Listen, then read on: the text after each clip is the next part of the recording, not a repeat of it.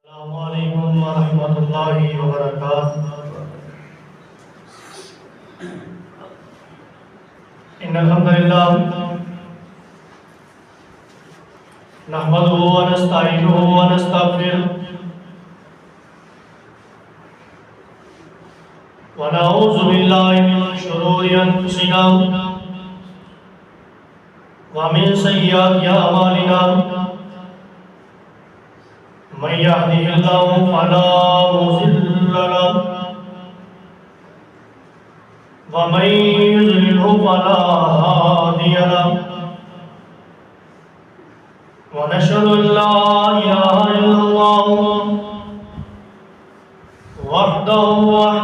لا شريك له ونشهد ان محمدا عبده ورسوله أما بعد فإن خير الحديث كتاب الله وخير الهدي هدي محمد صلى الله عليه وسلم وشر الأمور محدثاتها وكل محدثة بدعة وَكُلُّ بِدْعَةٍ ضَلَالَةٍ وَكُلُّ ضَلَالَةٍ فِي النَّارِ۔ يَا أَيُّهَا النَّاسُ اتَّقُوا رَبَّكُمُ الَّذِي خَلَقَكُم مِّن نَّفْسٍ وَاحِدَةٍ وَخَلَقَ مِنْهَا زَوْجَهَا وَبَثَّ مِنْهُمَا رجالا كثيرا ونساء واتقوا الله الذي تساءلون به والأرحام إن الله كان عليكم رقيبا يا أيها الذين آمنوا اتقوا الله حق تقاته ولا تموتن إلا وأنتم مسلمون يا أيها الذين آمنوا اتقوا الله وقولوا قولا سديدا يصلح لكم أعمالكم ويغفر لكم ذنوبكم ومن يطع الله ورسوله فقد فاز فوزا عظيما۔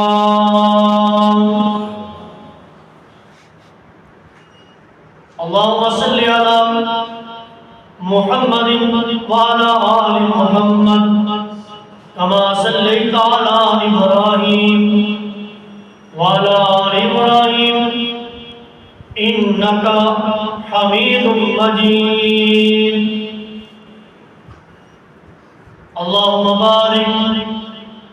على محمد وعلى آل محمد كما باركت على إبراهيم وعلى آل إبراهيم إنك حميد مجيد۔ رب اشرح لي صدري ويسر لي أمري واحلل عقدة من لساني يفقهوا قولي رب زدني علما رب زدني فهما رب زدني أملا۔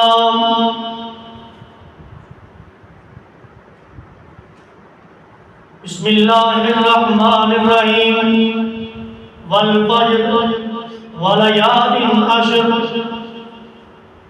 صدق اللہ العلی العظیم وصدق رسوله النبی الکریم ونحن على ذلك من الشاہدین والشاکرین والحمد للہ رب العالمین۔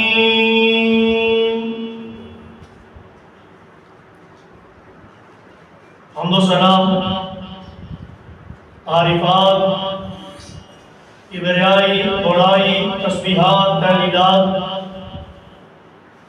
اور ہر قسم کی عبادات اللہ رب العالمین کے لیے، جو اکیلا اس ساری کائنات کا خالق و مالک ہے، جو اس ساری کائنات کو بنانے والا، پھر اکیلا ہی اس ساری کائنات کا نظام و انصراف چلانے والا ہے۔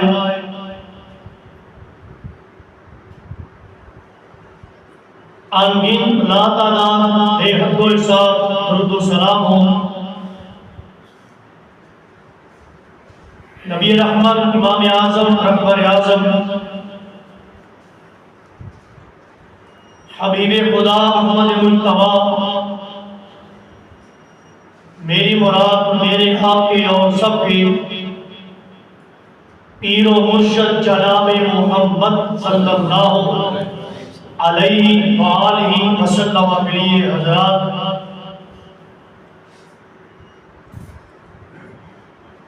میرے اللہ کا بڑا کرم اور ذات کا بڑا فضل کہ جس نے بے پناہ مصروفیات میں سے بھی ہمیں یہ شرف بخشا کہ ہم اس کا حکم مانتے ہوئے بر وقت اس کے گھر میں آئے۔ الہی تیرے سامنے التجا، دعا اور پکار یہ ہے، اللہ ہمارا آنا اپنی بارگاہ میں مقبول و منظور فرما۔ قبر ہو، حشر ہو، اے اللہ ہم سب کو عزت کے ساتھ ہم کنار فرما، اور کل قیامت کے روز ہمیں نجات عطا کر کے اپنی رحمت کے ساتھ اپنی جنت کا داخلہ عطا فرما، آمین ثم آمین۔ حضرات، یہ جو مہینہ ہم پہ سایہ فکر ہے، یقیناً یہ مہینہ حرمت والے مہینوں میں سے ایک ہے کہ جس کی عظمت، جس کی شان اور خصوصاً جن دنوں سے ہم گزر رہے ہیں 10 ذو الحجہ تک، یہ 10 دن، یہ عشرہ بڑی فضیلت والا، مقام والا، درجے والا اور اعمال صالح کرنے والا یہ عشرہ اللہ نے ہمیں دیا ہے۔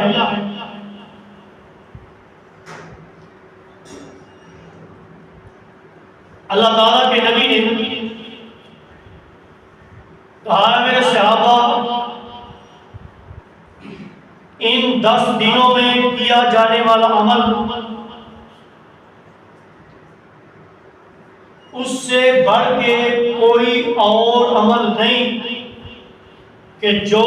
ان 10 دنوں میں اللہ کے سامنے کیا جائے، کوئی عمل نہیں۔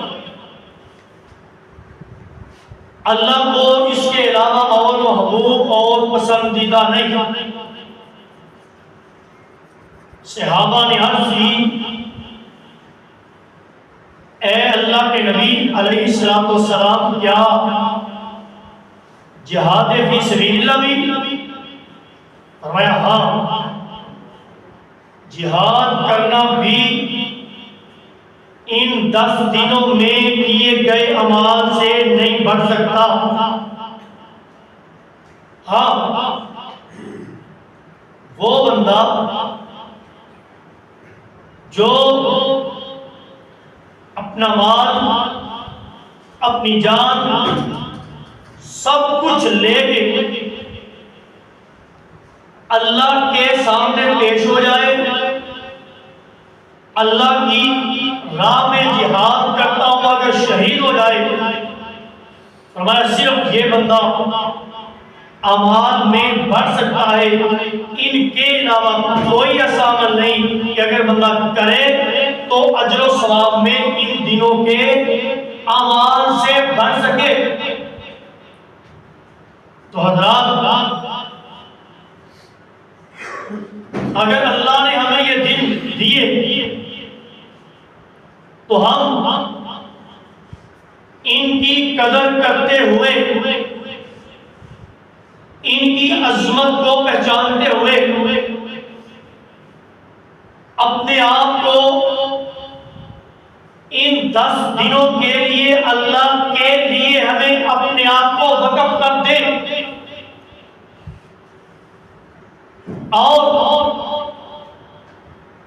کثرت کے ساتھ اللہ کا ذکر کرو، کیونکہ الا بذکر اللہ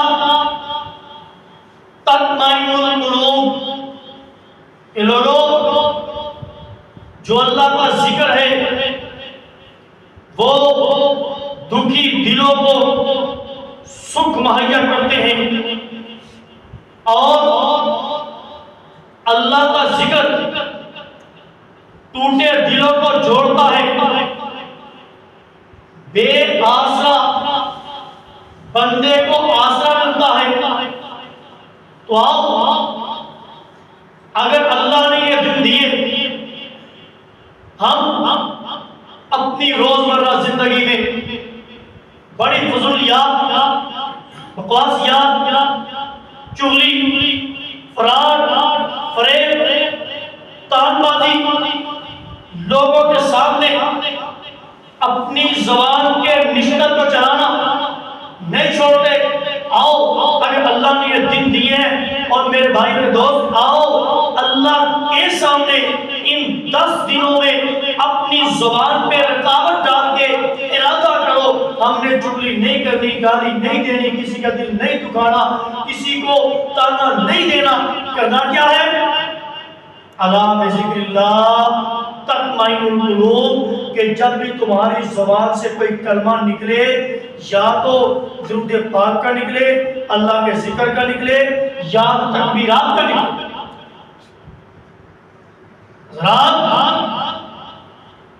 اللہ تعالیٰ نے یہ دن دیے ہمیں اپنے قریب کرنے کے،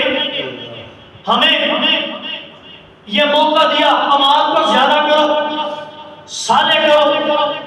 اور ذکر کے ساتھ ساتھ اپنی نمازوں کی حفاظت کرے۔ میرے بھائی میرے دوست، یہ بات مت بھولیے، فرمایا بے نمازی بندہ اللہ کی جنت میں نہیں جائے، اور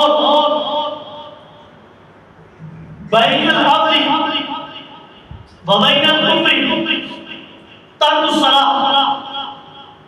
ایک مسلمان کے درمیان اور ایک کافر کے درمیان کوئی زیادہ فرق نہیں۔ حدیث کہتی ہے ترک الصلاۃ، جس کو نماز کے اوقات میں نماز پڑھتا دیکھو، اس کے ایماندار ہونے کی گواہی دے دو۔ میں نے کیا کہا؟ وہ بندہ جس کو لگن ہو،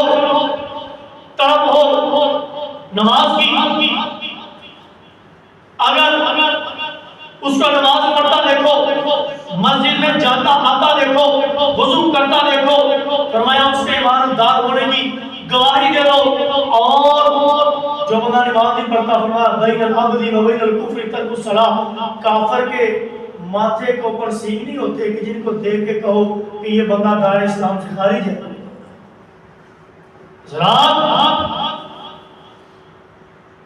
کم از کم ان 10 دنوں میں اپنی نمازوں کی حفاظت کرو، کوئی نماز آپ کی ضائع نہ ہو، کوئی نماز قضا نہ ہو، کوئی نماز ادھوری نہ ہو۔ لہذا میرے بھائی میرے دوست، ہمیشہ وہ خاندان، وہ گھر اللہ کی رحمت اور اللہ کا فضل اس گھر کے اوپر برستا ہے کہ جس گھر کے لوگ نماز پڑھتے ہیں، اور وہ لوگ، وہ خاندان کہ جس میں نماز نہیں پڑھی جاتی، رب کا ذکر نہیں ہوتا، مادت کے ساتھ اس گھر میں اللہ کی رحمت اور فضل نہیں اترتا، بلکہ آسمان سے بلائیں، مصیبتیں اور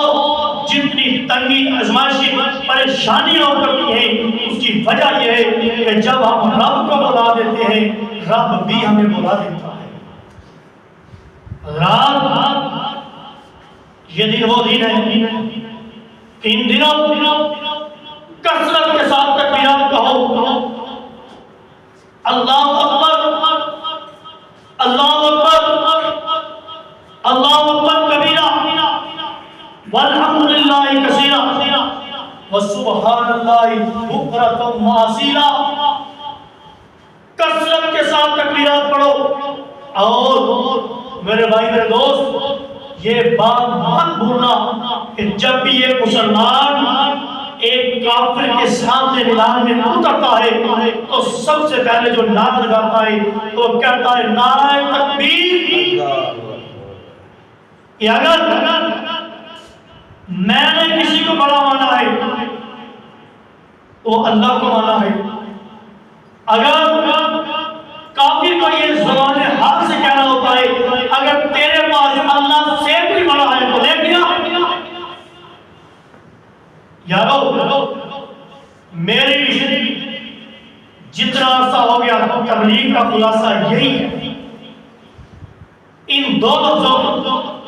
کہ لوگوں اللہ سے بڑا کوئی نہیں، اگر زمین پہ دیکھو تو محمد صلی اللہ علیہ وسلم سے کوئی بڑا ہے،